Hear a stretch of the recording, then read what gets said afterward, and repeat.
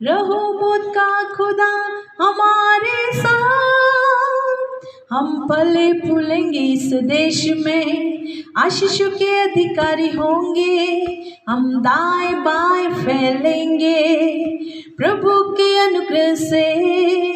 हम फले फूलेंगे इस देश में, आशीषों के अधिकारी होंगे, हम दाएं बाएं फैलेंगे प्रभु के अनुग्रह से।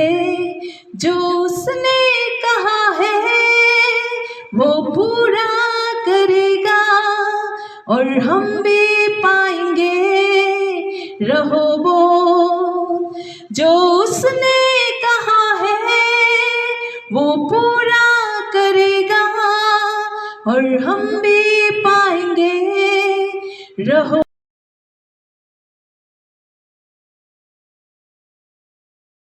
जय मसीह की। प्रभु में प्रेमी सलाम सबको। मैं परमेश्वर पिता का धन्यवाद देती हूँ सुंदर समय के लिए, और कुलदीप भैया का भी धन्यवाद देती हूँ इस तरह से जो आज हमारी गवाही को ले रहे हैं, और इन गवाहियों के द्वारा आप सभी भाई बहनों को परमेश्वर की महिमा मिले और आप इसमें से बहुत सारी बातों को आप सीखने पाओ और अपने जीवन में इन गवाहियों के माध्यम से आपके जीवन में भी परमेश्वर आपको आशीष करने पाए। मेरा नाम एस्तर गरासिया है और पिताजी का नाम वालू सिंह गरासिया, और मेरा जो जन्म है वो मसीह परिवार में हुआ है, और हमारे जो पिताजी है और हमारी जो माताजी है वो मसीही थे, और सेवकाई करते हुए उन्होंने आगे बढ़े हैं, और हमने भी उनकी सेवकाई को हमने देखा है। और हम जब बचपन में थे तो हम जो बैकग्राउंड था हमारा, जो एक पवित्र वातावरण एक पवित्र वातावरण था, और जहाँ पर हमको हमारे पिताजी माताजी वो शाम को प्रेयर के लिए लेके बैठते थे। मैं आपको बता दूं, हम 5 भाई बहन हैं, 3 बहनें हैं और 2 भाई हैं, और हम सब मिल के शाम की प्रार्थनाओं को हम किया करते थे, और हमारे पिताजी सबके लिए प्रार्थना किया करते थे, हमारे माताजी प्रार्थना किया करते थे, और अच्छा सा हमारा जो लालन पालन है वो मसीह परिवार में हुआ और मसीह शिक्षाओं के साथ हुआ है। इसलिए मैं परमेश्वर पिता का धन्यवाद देती हूँ।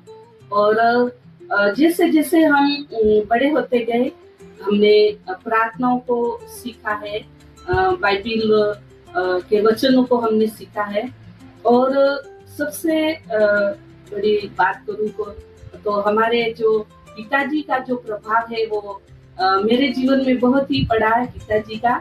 और बचपन से मैं इस तरह से सोचती थी कि जैसे हमारे पिताजी जो सेवा कर रहे हैं वैसे ही मैं भी आगे जाके सेवा करूं।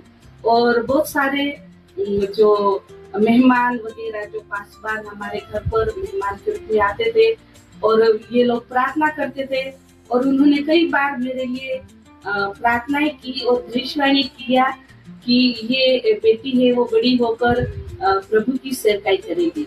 तो ये वचन मेरे जीवन को टच कर गया, और जब मैं पढ़ाई करती गई, जैसे बड़ी होती गई थी, तो जब मैं सोई थी तो मुझे इस तरह से दर्शन में प्रभु ने वो मतलब आग का गोला जैसा दिखा मुझे, और मुझे कहा कि मत डर, मैं तेरे साथ हूँ। तो इस बात को मैं छोटी थी उस समय समझ नहीं पाई थी कि परमेश्वर मुझे क्यों इस तरह से बात कर रहा है, और कुछ भी बात होती थी तो मैं शेयर करती थी, और इसमें जो बाइबिल के वचनों पर भी मैं पूछती थी, हमारे पिताजी माताजी से पूछती थी, क्योंकि इस समय समझ में नहीं आता था कोई ऐसी बातें, तो हमको स्पष्ट करते थे। फिर उसके बाद हम जैसे जैसे बड़े होते गए और हमारे जीवन में कहते हैं कि किसी न किसी का प्रभाव अपने जीवन में पड़ता है, तो इंसान है वो क्या है सीखता है, बहुत सारी बातों को सीखता है। तो मैं 2-3 बहनों का नाम लेना चाहूंगी जिनका प्रभाव, क्योंकि मैं बहन हूँ स्त्री हूँ, इसलिए स्त्रियों का प्रभाव मेरे जीवन में ज्यादा पड़ा। सबसे पहले मैं हमारी रुक्मणी जो टीचर थी मेरी, उनका प्रभाव मेरे जीवन में पड़ा, और उनसे मैं बहुत सारी बातों को सीखी। उसके बाद थोड़ी सी मैं बड़ी हुई, 9वीं 10वीं में गई और एक चंपा पटेल स्वर्गीय हो गए। वो चंपा पटेल का प्रभाव मेरे जीवन में पड़ा कि वो किस तरह से प्रभु की सेवकाई को वो उन्होंने किया, संघर्षों में किस प्रकार से किया। फिर उसके बाद मैं आपको बताऊं कि मेरी शादी हो गई और शादी के बाद ऐसे टर्निंग पॉइंट मेरे जीवन में आए और बहुत सारी ऐसी घटनाएं हुई। शैतान ने नष्ट करना चाहा, आक्रमण करना चाहा, परंतु परमेश्वर ने, जैसे मैंने बचपन में जो दर्शन देखा था कि मत डर, मैं तेरे साथ हूँ, तो वो बात मुझे याद आती थी और परमेश्वर ने मुझे संभाला। उसने जिस प्रकार से पतरस पानी में जब डूबने जा रहा था तो प्रभु यीशु मसीह ने हाथ देकर उसको थाम लिया, उसी प्रकार से मुझे भी थामा। और उसके बाद हमने यहाँ पर 2015 में हमने यहाँ पर घर बनाया जहाँ पर हम रहते हैं त्रिपुरा में। और यहाँ इस घर में आने के बाद 2016 की बात करें तो मेरे जीवन में ऐसा एक शैतान ने किया, नष्ट करना चाहा, क्योंकि हम छोटी छोटी जो सेवकाई को करते थे, बहनों की छोटे छोटे झुंड में प्रार्थना को किया करते थे। गांव गांव जाकर हम टेम्पो में बैठकर या किसी पैदल जाकर हम घर घर जाकर हम प्रार्थना को किया करते थे। और क्योंकि मेरे जीवन में ये इच्छा थी कि मैं बहनों की सेवकाई को करूं, बहनें आशीषित होए, बहनें बहुत सारी बातों को सीखे। गांव की बहनें हैं यहाँ पर, तो उनके लिए मुझे विशेष परमेश्वर ने जो बोझ को दिया, तो इस तरह की सेवकाई को हम करते थे। उसके बाद 2016 में मैं बीमार हो गई। मेरे ब्रेस्ट में ट्यूमर था और हम सभी डर गए। हम चेक कराने गए तो डॉक्टर ने बोला कि ये तो क्या कैंसर की गांठ है। चेक करने के लिए भेजा उस ट्यूमर को, तो कैंसर की है। तो हम बहुत ही डर गए और तो भी हमने मतलब परमेश्वर पर भरोसा रखा। मैं बहुत ही मजबूत रही उस समय कि कुछ नहीं, ऑपरेशन थिएटर में मुझे ले जाया गया, मैं डरी नहीं। और हमारे परिवार के लोगों की, सबकी, हमारी बहनों की, भाइयों की, माता पिता की प्रार्थनाएं रही और उसके बाद मैं ठीक हो गई।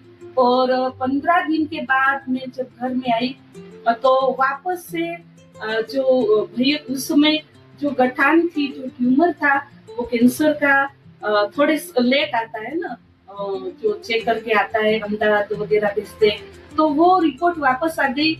और उस रिपोर्ट को हमारे परिवार में, फैमिली ने देखा तो सारे घबरा गए और मुझे बात नहीं किया। और 1 महीने के बाद फिर सेकेंड ऑपरेशन के लिए मुझे वहां पर ले जाया गया। और जब सेकेंड ऑपरेशन था, फर्स्ट तो हुआ और सेकेंड जो ऑपरेशन था, वास्तव में बहुत ही डर थोड़ी लग रही थी कि ये क्या हो गया। और जब मैं उदयपुर, मेरी जो ननद रहती थी, अनिल जिया जी नंदन होते हैं, उनके घर पे जो हॉस्पिटल में है, तो जब ऑपरेशन के लिए जा रहे थे तो एक जो कैलेंडर है उसमें आयत लिखी हुई थी और मेरी ननद अरुणा गोरा है, उन्होंने बताया उस आयत को। और उस आयत से मुझे बहुत ही सामर्थ मिली। और वो आयत थी सपन्या की किताब थी और उसकी 15वीं और 15, 16 और 17 आयत थी। उसको मैं थोड़ा सा पढ़ना चाहूंगी। यहाँ पर इस प्रकार से लिखा, यहोवा ने तेरा दंड दूर कर दिया और तेरा शत्रु भी दूर किया गया है। इस्राएल का राजा यहोवा तेरे बीच में, इसलिए तू फिर विपत्ति न भोगेगी।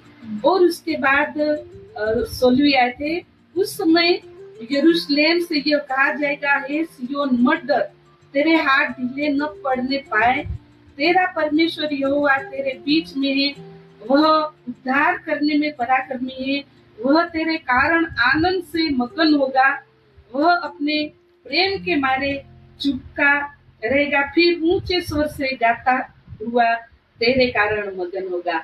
हालेलुया। इस आयत से मुझे इतना बल मिला, इतनी शक्ति मिली, क्योंकि यहाँ पर है कि इसलिए तू फिर विपत्ति न भोगेगी, फिर से तू इस विपत्ति को न भोगेगी।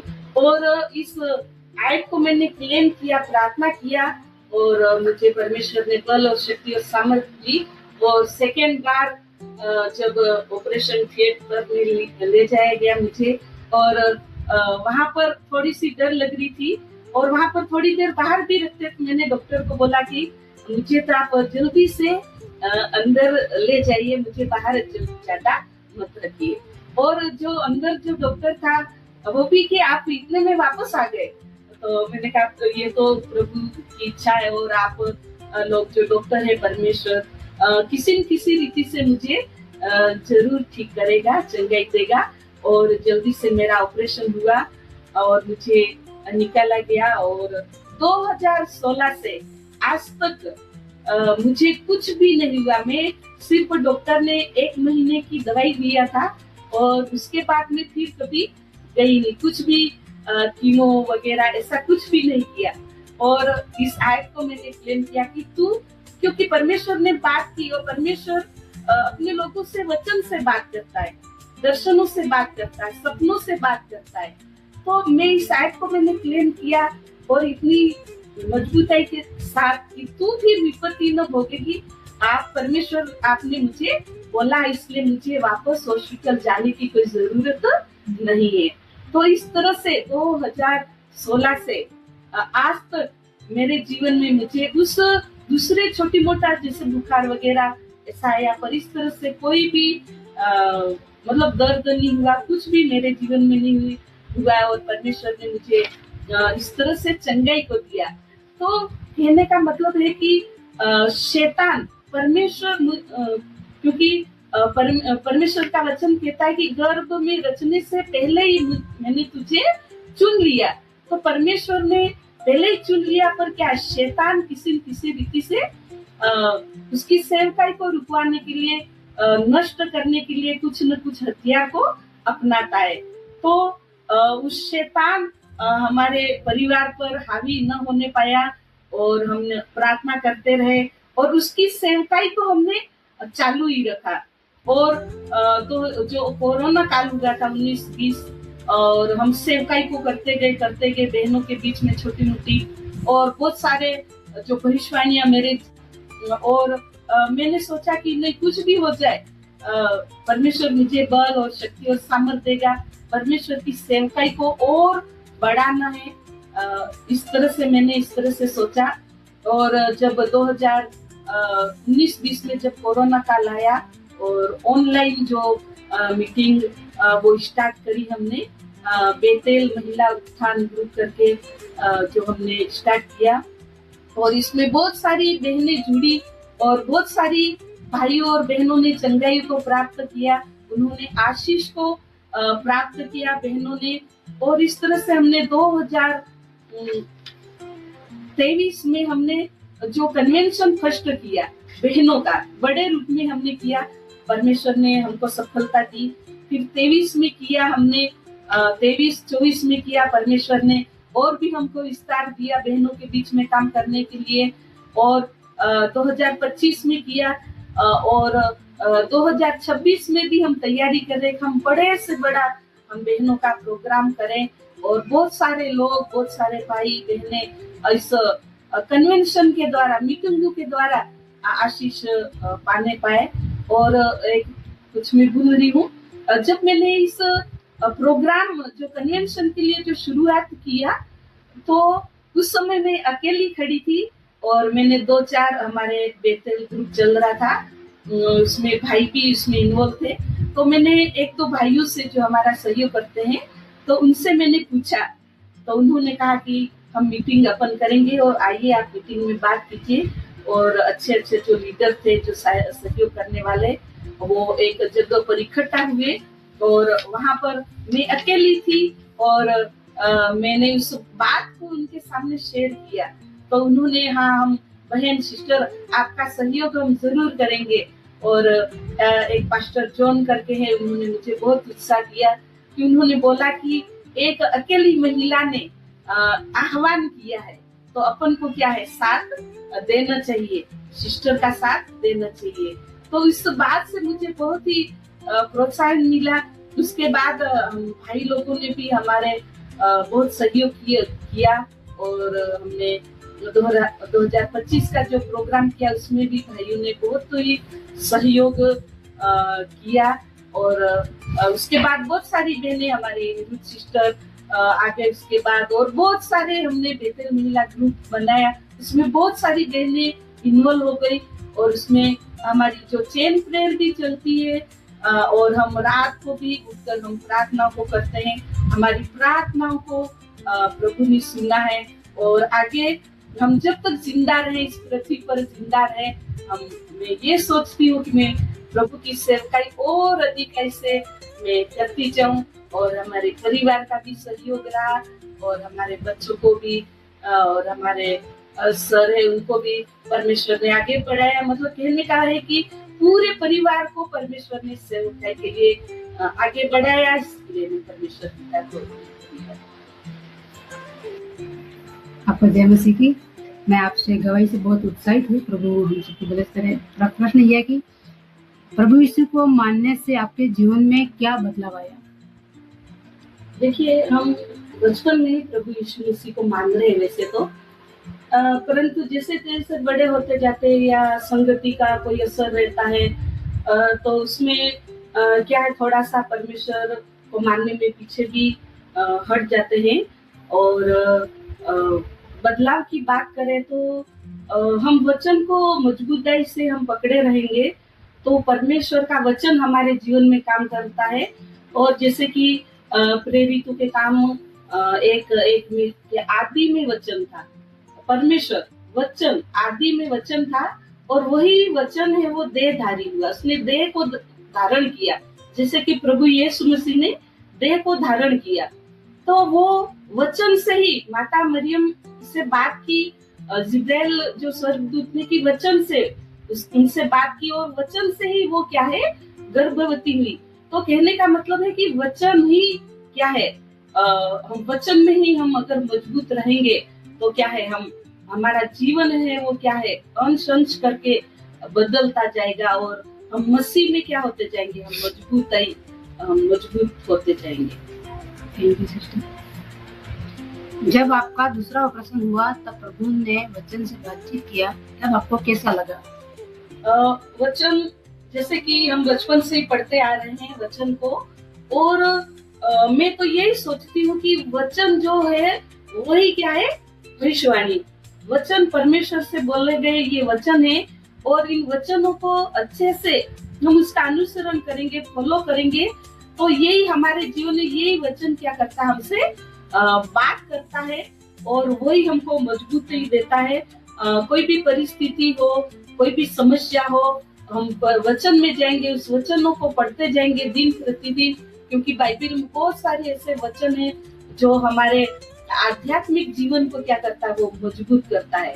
तो ऐसी परिस्थिति भी आ जाती है और सीधा जैसे कि सपन्या की किताब 3 और उसकी जो आयतें जो 15, 16 और 17 जो परमेश्वर ने मुझसे बात की जब सेकेंड ऑपरेशन होने जा रहा था, इसमें कि इजराइल का राजा यहोवा तेरे बीच में है, इसलिए तू फिर विपत्ति न भोगेगी। तो इस वचन को मैंने क्लेम किया, उस पर मैंने भरोसा किया और क्योंकि परमेश्वर ने इस वचन से क्या किया, मुझसे बात किया था। और जब परमेश्वर हमसे बात करता है तो हमारा जो परमेश्वर है वो कभी झूठा नहीं है, वो सच्चा परमेश्वर है और हमको दाहिने हाथ से क्या करता है, वो संभाले रहता है। Thank you. आपके जीवन में बहुत तकलीफें होने के बावजूद भी आप सेवकाई में पीछे नहीं हटे, इसके पीछे क्या राज है? क्योंकि हम भली भांति से जानते हैं कि ये सांसारिक जो जीवन है, हमारा जो शरीर है ये नश्वर है, तो कुछ न कुछ तो समस्या हमारे जीवन में आती है। ऐसा नहीं कि कोई समस्या आ जाए तो हम परमेश्वर को छोड़ दे, ऐसा बात नहीं है। क्योंकि छोटी मोटी जो समस्या है वो हमारा शरीर है इसलिए आती है इस दुनिया में, इसका हमको क्या करना चाहिए, डट कर हमको क्या करना चाहिए, उसका मुकाबला करना चाहिए। और शैतान से भी अगर परीक्षा आती है तो उसका भी बाइबल में बहुत सारी ऐसी आयतें हैं कि शैतान को हमको क्या करना है, अपने पाँव से क्या करना है, उसको कुचलना है। तो हमने शैतान के सिर को अपने पाँव से क्या किया है, कुचल दिया है। और शैतान अगर हमारे पैरों के नीचे है तो हम आराम से हम परमेश्वर की सेवकाई को हम करने पाते हैं।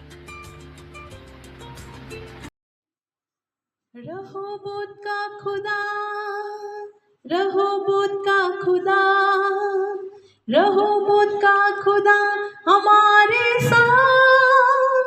हम फले फूलेंगे इस देश में, आशीषों के अधिकारी होंगे। हम दाएं बाएं फैलेंगे प्रभु के अनुग्रह से। हम फले फूलेंगे इस देश में, आशीषों के अधिकारी होंगे। हम दाएं बाएं फैलेंगे प्रभु के अनुग्रह से। जो उसने कहा है वो पूरा करेगा और हम भी पाएंगे रहोबोत।